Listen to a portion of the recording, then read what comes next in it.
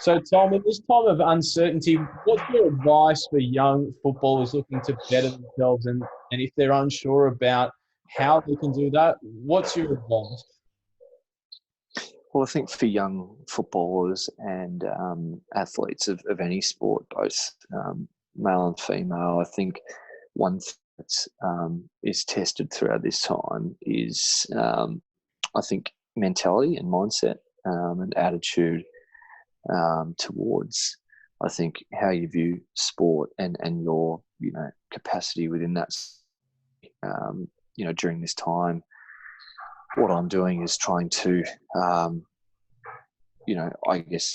venture out, be productive, have a look at my different interests and hobbies and all that stuff outside of my football. But as well, when it comes to football in my sport and trying to cope with not being able to play, this helps to test out resilience and that mental strength that we each have as individuals and as athletes, and the quest to get to the top of your game. For me, that's something that I'm trying to do and continuously do. And I know for young athletes coming up as teenagers and into the elite level, I think for them, my biggest advice would be, you can't necessarily train with a group of players or a large team, but what you can do is do stuff yourself and really test your mindset, test your capabilities, and really reflect on what makes you tick. Really evaluate your strengths and weaknesses. This is a time where you don't necessarily get 10 different opinions from 10 different coaches and that sort of thing. You've got a bit more time to yourself, so you can actually reflect really on your own performance and where you sit and what you need to improve on. So this is a great time to improve on your deficiencies as well as what you're already good at, and this will, in a way, this period separates the men from the boys a bit, and the ladies from the girls, and if you really want it, how much do you really want it? How much do you really want to make a career out of your sport? How much do you want to get to the next level? These periods, and over the last month or so and going forward, you can't, as I said, you can't train with a group. There's not necessarily matches and games to be in front of recruiters or people like that. So what can you do in this time when no one's looking? No one's watching you, no one's evaluating you. It's against yourself. You're really evaluating yourself. You're being hard on yourself. You're your best critic, and that's what I've found. There's not 80,000, 100,000 people watching my every move, and criticising. But this is a really good time for me to see, how mentally resilient, I want to be throughout this time, and I want to pass it on to everyone that's listening and that wants to raise their game to the next level. So you mentioned there about wanting it more than anyone else, and this is your opportunity to show that with no one around.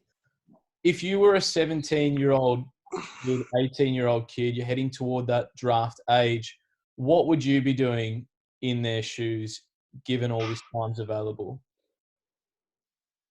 I think if I was in the shoes of 17, 18-year-old guys and girls, and I think what I'd want to do, obviously, there's VCE, there's other pressures that these guys are going through. So it is tough. I think see it as a real good learning curve. See it as a mental toughen up. I mean, that's all you can see it as. See the positive out of it. Yeah, you can't play games and recruiters aren't watching you right now. You can't. People aren't judging you externally. To potentially organise your fate and where you're going to get picked up, or who's, if you are going to get picked up, or what elite pathway awaits. But what you can do is just come back to what you can control. So if you've got a footy, if you've got a netball, you've got a basketball, whatever sport you play, but especially for the guys going through the AFL pathway, focus on what you can control. Get the footies out, 1 or 2 footies, 3 footies, focus on the little traits and the little skills that you replicate in a game, and you can do them with yourself. You can do them against a wall. You can go with one other person, to the nearest ground or reserve, as we've seen. That's what I've been trying to do as well, whether it's my brother or another friend, another mate. You just got to try and do what's in your power. As I said, you can't train with a team, you can't be playing games, but what can you be doing? You can be preparing yourself in the best way possible for when you come back. When it's time to perform, you've done everything in your power to try and make sure you're on, make sure you get to that level. And I think it doesn't mean you have to be up every day training your ass off and trying to do all the extras all the time. You need time to switch off and be able to, look at different things, have balance. That's what I think. Really make sure that you have balance in what you do. So don't overdo it. Don't overcook yourself. But just keep that mental resilience, in the back of your mind. That's the biggest thing you're going to get out of this period. You can't do, as an 18-year-old, you can't do what a lot of 18-year-olds have done in the past at this point of time in the year, where they've already played a few games and they're already in the public eye of it, and people are watching it. It's a bit behind the scenes, and it's going to be that way for a little bit longer. So what I'd say is I'd just come back to that mental resilience. Take care of your body, stay fresh, do the little things with your footy, with your sport. Ball work is really important. Keep that coordination up and that one-touch skill up, and then keep your body in really good condition, whether it's running, whether it's weights, whatever it is, core work, body exercises, keep that going. And then just find your passions outside of sport as well. Don't be limited. Let your mentality, be resilient through other things. Test out other interests and hobbies, and for VCE students especially, study something that you really enjoy, and research it. And don't put limitations on it. So one thing you did as a 17, 18-year-old, I know you spent a lot of time working on your skills and working on those one-touch elements. Obviously, you've got the hula hoop up against a fence there in your backyard. Can you speak to some of the specifics that you were doing, those little extras that kids with a backyard or with a park or with a friend that they can do, some of the specifics of those one-touch skills that you did to better yourself? Yeah, I think going on from what you were saying, even with, lucky enough at our place we have a tennis court, and having the hula hoops up on the fences, working on our kicking. So we'd do transition running in between kicks, and then, we'd be up one end and try and kick the footy through the hula hoop that's, sitting on the opposite end's fence, and that's a 20 to 25 metre kick. And that's, working on your precision and accuracy, right? Emulating hitting a target in a game. So little things like that, if you can make this game like as possible, that's really good. I think about, ground balls are really important. So, 1 or 2 balls. I used to do that. Me and Ed would go through ground balls. We'd go, just throwing the footy, each one like that, different levels. So you change it up. You have them up above your head. You have them down low, below your knees. You need to work on that flexibility and that, adapt to where the footy's going to be going in the game, because it's unpredictable. I think work on your agility, work on your speed as well. A lot of people work on their endurance and just go out for runs, and and that's fine. Like, a lot of people need to work on their endurance, and I'm probably on the other side where my endurance has always been pretty strong, but for me, I've always tried to work on my speed and my power in the contest, and that's something that I continue to work on to this day, and that's something that will keep, being a thing that I need to work on to keep increasing my impact in games. So that's what I do personally. I don't do the long runs and that sort of stuff, but I know where my weaknesses are, and I know where I can level the field. I know where I can come to the table and improve myself. So what I say to everyone at home is, wherever you can see your improvement, make sure your strength is still up there, but in this time, it's a good opportunity to practice your improvement, because guess what? No one's watching. You don't have coaches looking at you and analysing you. So, if you're trying to kick on your opposite foot for the whole training session during normal circumstances in a team, and you don't hit a target with your opposite foot, your coach goes, "Well, what are you doing?" It's not a good look. But you can, if your opposite foot or your skills aren't too flash, you can practice that right now, and no one's really looking, and you can, all your disadvantages and deficiencies, I think it's a really good opportunity to try and get them up, and try and practice and practice and practice throughout this time where there's no scrutiny on you at all. So I think that's one thing that really can be beneficial, and they're the things that I do as well. I try and work on those things while I can, because once you get back into the mold of things, you get back into the cycle, and it's up to what you do from a team perspective, and that's really important to be able to have that team success. So while you've got some time individually, come back to yourself, analyze what you need to work on, and get to work when you can. Don't overdo it. Don't overstress yourself. Keep the balance, but think outside the box a bit. Don't just do things because other people tell you to do things.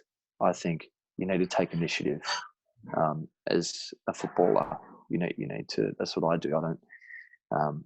You get given a certain, program, certain guidelines. You need to do that, but you also need to add in things, take initiative to where you can actually improve your game. You're your best critic. That's what I find. So each individual player will know what they need to improve on. And just a couple of quick ones on that, Tom. You spoke obviously about the need to do running and weights, and more particularly, there's some touch drills. Is it fair to say that a lot of people can work on that hand-eye coordination, that one-touch ability with the football, and it doesn't require an enormous amount of physical energy? So could it even be something, a 10-minute study break instead of sitting on the phone? I suppose it's not going to limit them from a physical energy point of view if they go out and handball against the wall or have a crazy catch or a rebounder of some sort. Is that fair to say? Yeah, that's fair to say. Absolutely. Any time's better than no time. 5 minutes or 10 minutes just with the footies, high intensity, can have a major benefit. You do that every day. It doesn't mean you have to go out and run 200s or 300s. That's not what we're asking you to do. That's the touch stuff is super important. Just off, as you said, off a net, off a wall. Just little things like that. Handballing up to yourself with 2 balls. Juggling. It's just it improves everything. Just improves your reflexes, your reactions, proprioception. All these type of things. And that doesn't require you running, countless amount of kilometres on a footy oval. So you can do that and still get some big rewards if you do that regularly, and at least maybe once a day, twice a day. I think that's a good start. And you speak about mindset a lot, Tom. Obviously, that's something that is central to your professional career, but also your life itself. People would imagine that it is quite a draining lifestyle being part of an AFL system. What do you do to keep yourself fresh mentally in a time like this and in general? I think for all the young people coming up, as I said before, keep yourself fresh. You know, when you're locked in and switched on for training and sport, that's really good. But once it's done, you don't have to remain switched on or mentally, drained by that training at this time. You know, get away from it when you're not, you know, when you're not exercising. You know, it's pretty simple. Just get away from it and do something that you love outside of footy. And if you don't know what that is, go and find it. You know, what is something might remotely interest you. If it does, go and research it, go and study it. If you're behind on some schoolwork, you know, go and do that. But at the same time, go and don't just binge on PlayStation all day. Or maybe if you like PlayStation, you know, play a little bit of it, but then try and learn a skill or something else as well that you might be good at. You know, try and get good at something else. And you know, I think I'm biased. I'm not sitting on the PS4 playing Fortnite for hours on end. So I'm probably the wrong person to listen to when talking about PlayStation, because it's very popular in a lot of communities and a lot of spaces.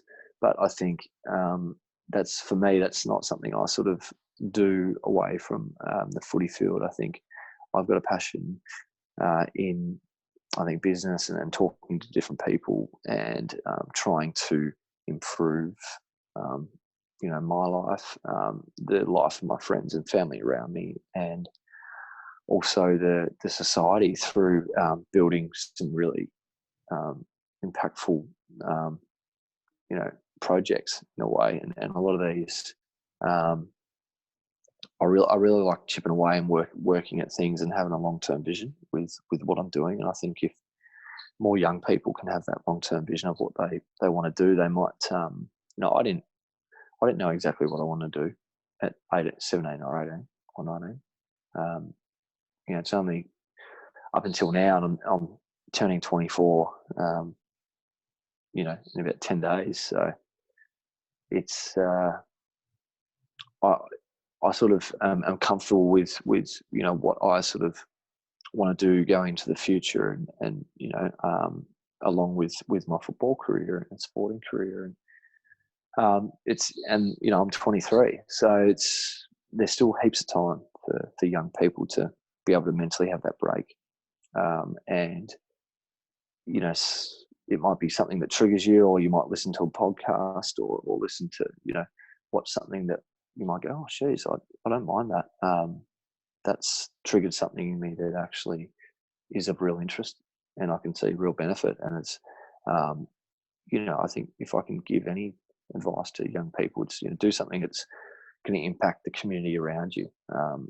Don't just do it for your own selfish pursuit either. I think it's great if you can try and work with people, or start a project or do something that's actually going to help out the person next to you, and then the person next to them, and try and actually, because that's real meaning, go and find some real purpose and real meaning with what you want to do, because your sporting career won't last forever either. So I think this is a really good time to help look at some of those things down the track. You don't have to jump in anything straight away, but it's a good thinking time as well for what you want to do in the future and where your interests lie.